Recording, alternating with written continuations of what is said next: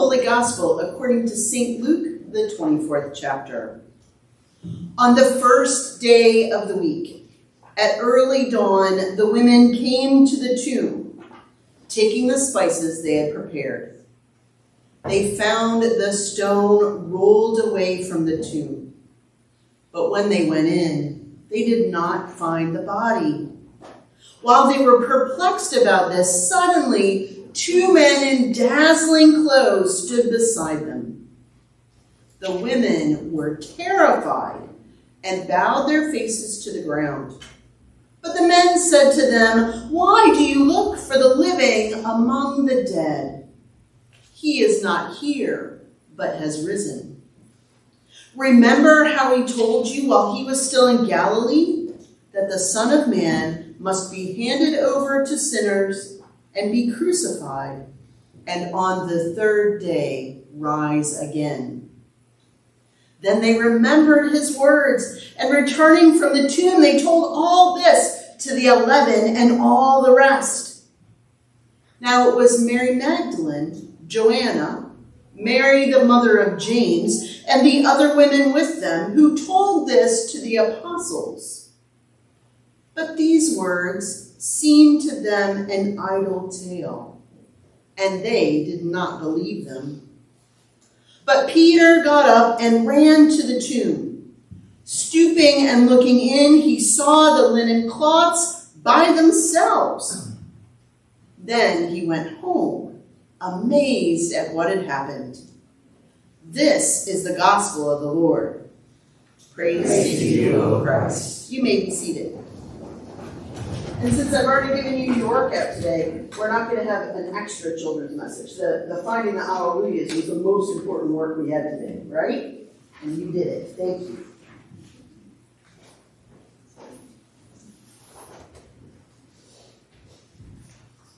Happy Easter. Happy Easter. We are Easter people. We are Easter people. This is such good news. Now, the story of Jesus' resurrection is so familiar, sometimes it's hard to listen to the story. Because each gospel actually tells the story in a slightly different way, because everybody remembered different things about it. I'm going to invite us this morning to think about the story of Jesus' resurrection as a story about hope versus certainty. Hope versus certainty. When we begin the gospel this morning, we're with the women. It's early in the morning and they are headed to the tomb. Now, who here has ever heard the saying that there are only 2 things that are certain in this life? Can you tell me what those are? Death and taxes. So which one of these certainties do you think the women were expecting when they were heading to the tomb? Death, right? There is a certainty to that. They saw Jesus crucified. They knew Jesus had been placed in the tomb. It was certain that there was death. And in fact, it was so certain that the male disciples were hiding behind locked doors for fear that the same thing might happen to them. Only the women went to the tomb. It was their job to prepare the body for burial, and they hadn't been able to do it because of the Passover. But they came. They came expecting to find death. It's certain, right? Death.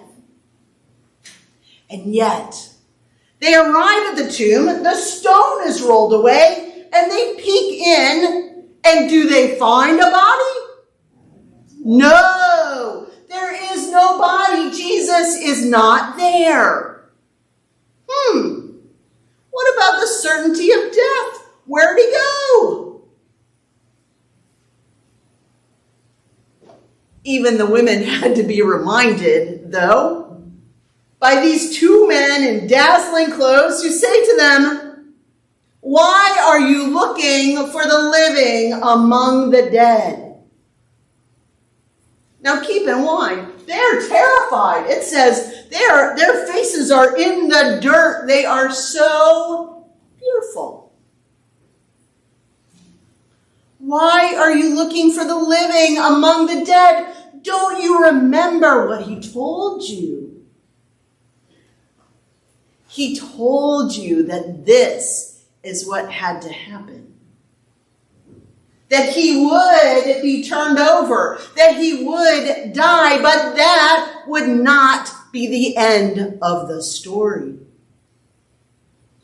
He is not here. He is risen."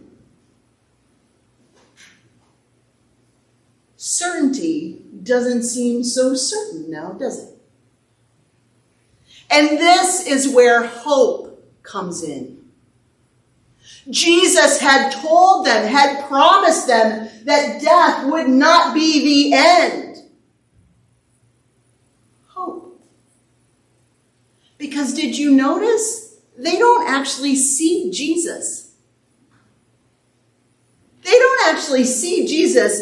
They find the empty tomb. They encounter these two men in dazzling white clothes who tell them that Jesus is risen. There is hope because love has overcome death. There is hope. So have you ever thought about it that sometimes we have to let go of certainty to lean into hope?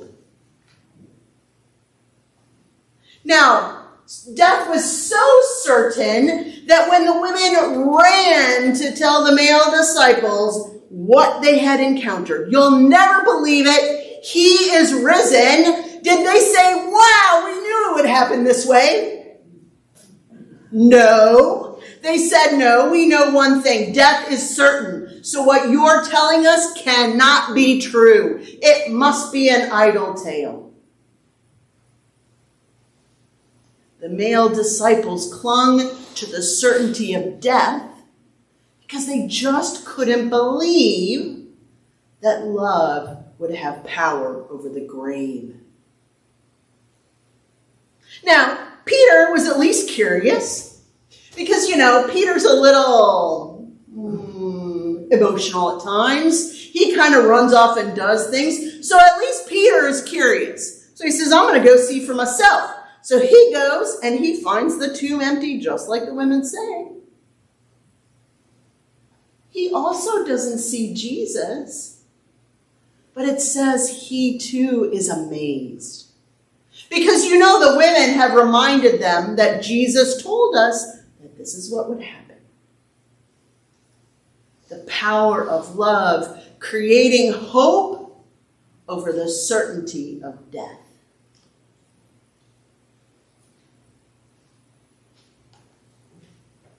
Here we are on Easter morning, and we sing our Alleluias, and it feels good, doesn't it?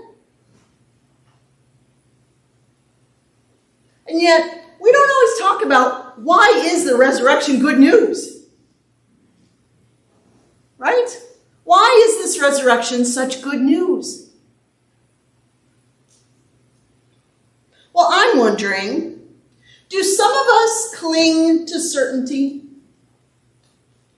Do we want to hold on to the things that are certain? Do we ever think, the past was pretty good, and it's certain? Because you know what? The future is always uncertain, right? Do we ever look for the living among the dead? Do we hold on to those things that used to be rather than letting those certain things go to hold on to love and hope? Because let's be honest, some of us who are getting a little bit older might hold on to, those things I used to be able to do, right? I used to be able to sit on the floor and get back up by myself. Right?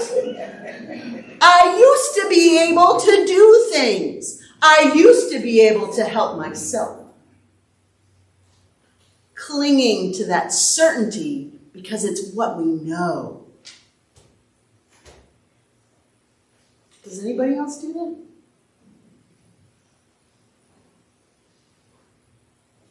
What good news do we find in this Easter story?